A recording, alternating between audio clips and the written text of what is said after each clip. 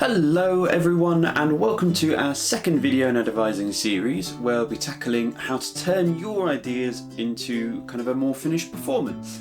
So this can be a really tricky step in the devising process as it involves making some tough creative decisions and also negotiating the transition from some sort of very free improvisation and game playing into rehearsing and polishing. But fear not, we have some tips and tricks in a very roundabout way to give you the confidence in how to negotiate the tricky step of turning some of those great ideas or nuggets of ideas into performance. So there is a tendency to suddenly decide that at some point, once we've gathered all of our ideas and material, that we're going to just then sit down and write it up as a script. And the devising process is a little bit more fluid than that. It's more free than that, and scripted performance may not necessarily have a hard and fast script. You might decide that at some point you'll engage in a bit of performance that does not have a hard and fast script. You might decide that your audience will be able to see the script themselves. The reality is, in terms of scripting your performance, hold on to lines or moments that you like as you go, and then build outwards from these. That will help you develop a script in more of an ongoing process. You can build the script of your performance gradually rather than suddenly sitting down to document it all and officialise it at some point in the process. The key thing is just formalise slowly. You might start off improvising or playing a game which then lands on a really interesting stretch of 4 lines. This time you can use your 4 lines as a launching point for the next game or improvisation. Then you can add on whatever you like from that one and then launch the next one with even more of a structure. Get to a point where you already know all the material that will take you from A to B, and congratulations, you've developed your script for that scene or that part of the performance. Also, just because there was a golden moment from a mediocre improvisation doesn't mean you have to take the whole scene that was around it. Get that surgical precision going. Pick that golden moment, identify where you liked it, build outwards from there. One of the greatest joys of devising is you have the opportunity to be choosy, so do so. So this requires a certain level of trust and confidence from everyone in your group, but believe me, filming your rehearsals and games, etc. will pay off 1,000-fold. Be your own outside eye by filming the games and rehearsals. And it can take a bit of getting used to watching yourself objectively on camera, but you will spot and notice things from your work that you wouldn't otherwise get to, little images that you like, all that sort of thing. It'll also be really useful for writing script verbatim from an improvisation that went particularly well. It means you've got a recording, you can just write it down, happy. I know from my experience, recording rehearsals have formed the basis of script development for more than one project that I've been a part of, and it's useful every time. So if you have a confident writer in your group, you may decide to use their skills and have them write sections of script, or there's things to join stuff together, or a first draft of certain sections which you can workshop and finalise. And if you don't have writers but great improvisers, great, keep improvising, formalising sections as you go. I've been a part of groups that have required a writer to sit down and write up full sections of script ready for the rehearsals the next day, and equally I've worked in groups where the entire performance was never actually written down. Both can work provided everyone knows what they're doing, and use the skills that are around you. Every group has a different sort of strength and weakness, so work to your strengths. So as you're formalising, you'll need to start to identify your structure that you're going to work with. Once you start to piece together your moments, you need to decide amongst yourselves what the arc of your performance is going to be, whether it's going to be telling a clear story, or whether it's a more cerebral take on a subject, or what you're intending to do with the performance.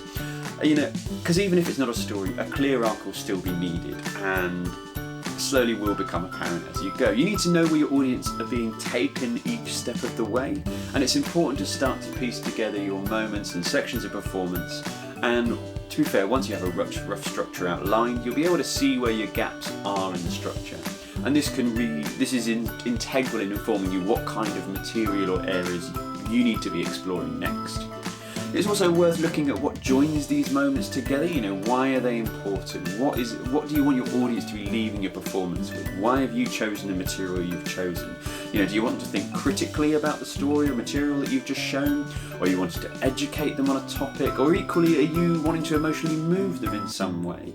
You know, it's important to consider these when building that structure that you're working to, and it's important to lay out what that structure is going to be as you sort of get further and further in the project. So when building your structure as well, you are going to need to consider, I suppose, the normal or standard structure of the performance you're trying to make. You know, I highly recommend looking into books and articles about narrative structure in particular in this regard.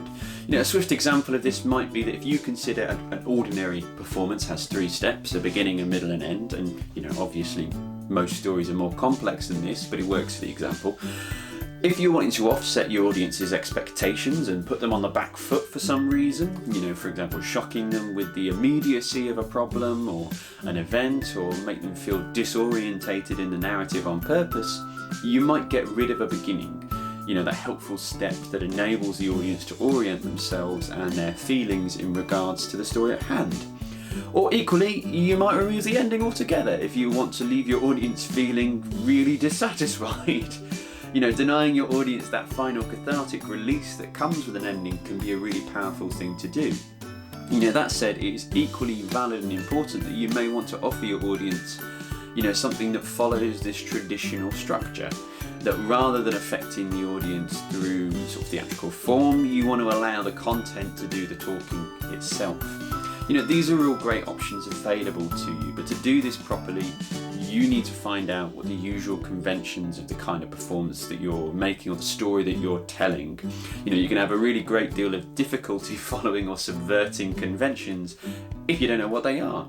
So get out there, educate yourself, do some Googling, and it will pay off massively. So projects change and transform constantly as the devising process goes on.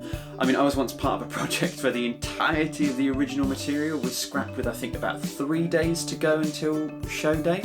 As we're watching it back, it just became clear that the material we developed wasn't delivering what we wanted it to. Now, I'm not recommending to throw out your material at the last minute. If anything, regularly objectively reviewing the content you're producing will be helpful in avoiding having to do that.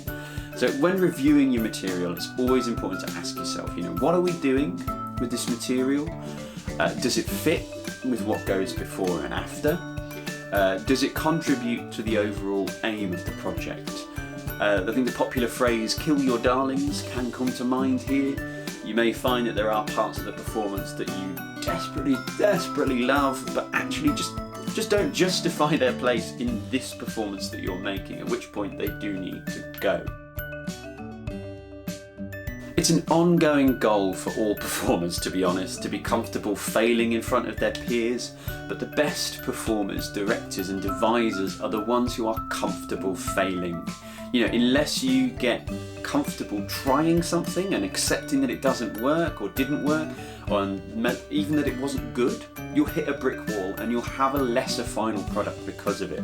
You know, show your work to your peers. If you have other groups who you may be in contact with, invite them to watch your work in progress, get their opinions.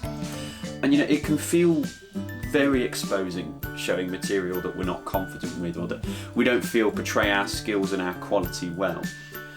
But it's better to take the plunge, get valuable feedback that will help you develop further, and you'll be amazed at what outside eyes will or won't see in your work.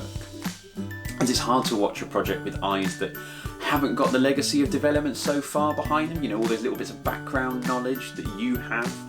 So theatre making isn't just the performance part. So, you know, be proud of your quality as a rehearser and a maker as well by confidently showing the work that isn't finished.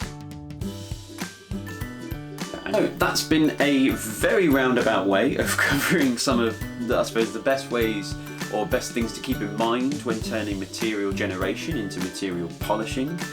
So the key things to remember are, you know, embrace mistakes. It's an ongoing process. So thank you for tuning into our Devising Process series. If you have any other suggestions of things about the devising process you'd like to learn about, or any questions about what we've talked about today, or some more practical knowledge that you're keen to know, do just drop it down into the comments below and we will do our best to get back to you. As always, stay safe, stay positive, and we'll see you soon.